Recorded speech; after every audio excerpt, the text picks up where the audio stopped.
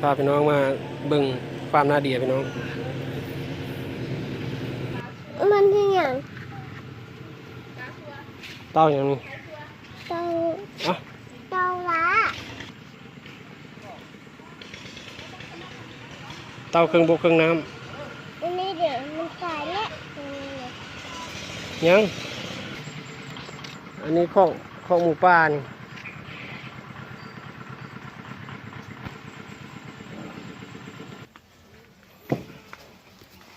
มันทำอยู่ไหนแบบนี้นี่พอตัวเองตัวยังดีอ่ะเฮลโลสบายดีเฮลโลสบายดีกำลังกินพวกสาลี่งามป่ะงาม พวกหลายๆนี่เห็นป่ะ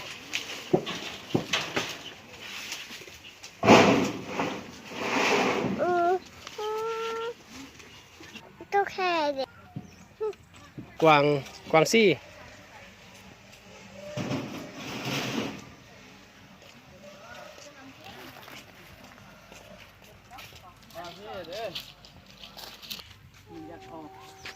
จะเป็นมดหรือก่อนมัน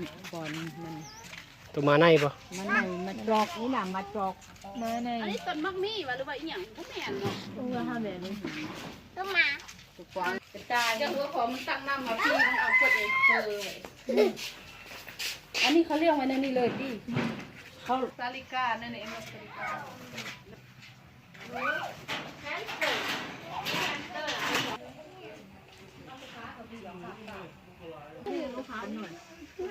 เลือวันนุ่งผูกมักหลายแล้วไอ้แต่นุ่งขาวเขาวันนุ่งผูก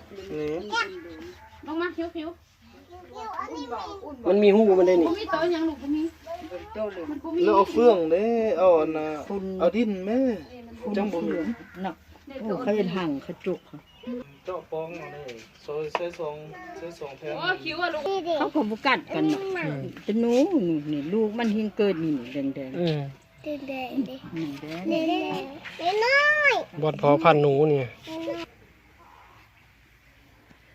เฮ้ยโอ้มีกันนั่นเลยนี่เป็นญาติเลยก็หางมันยาวน่ะ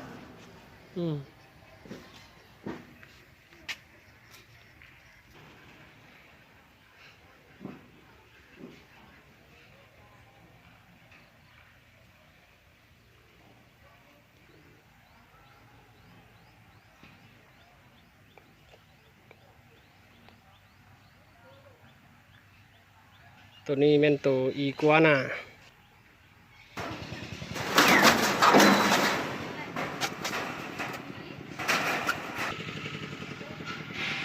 เนี่ยเสือปลา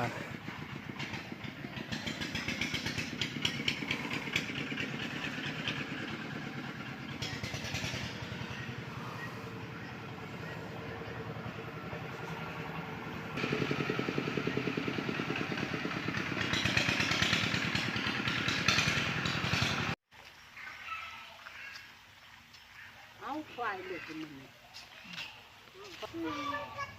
อั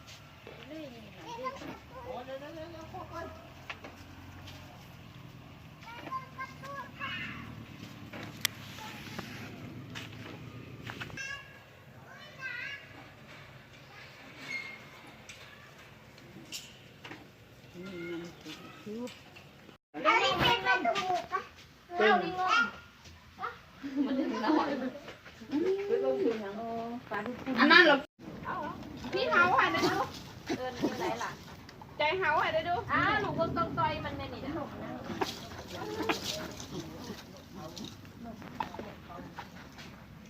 นกเขาเอ็มปูแมนนกเฮานี่เป็นตัวเม่นติงแม็กตึงไหนล่ะติงเน้นนี่นะแม็กมันก็ดูเน้นแม็กปักใหญ่แม็กมันนอนอยู่นี่แม่แท้หรอแม่สะบอก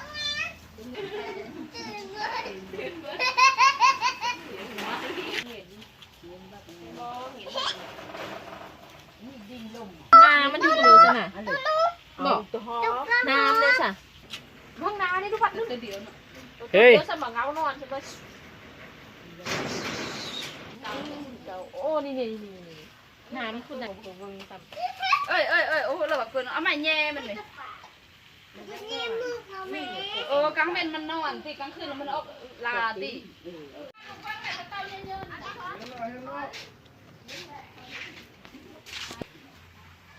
ตัวลิงนี่นะเบิ่งหน้ามันดู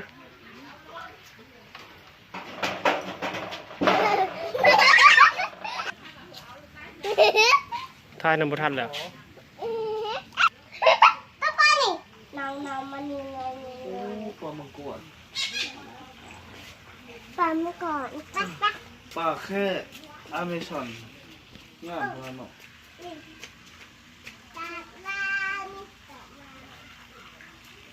เห็นบ่โอ้มันน่ะ เฮ้มันตายอะไรมันตายนี่เป็นตัวขยุส่วนลายจะอยู่แถวท่าแขก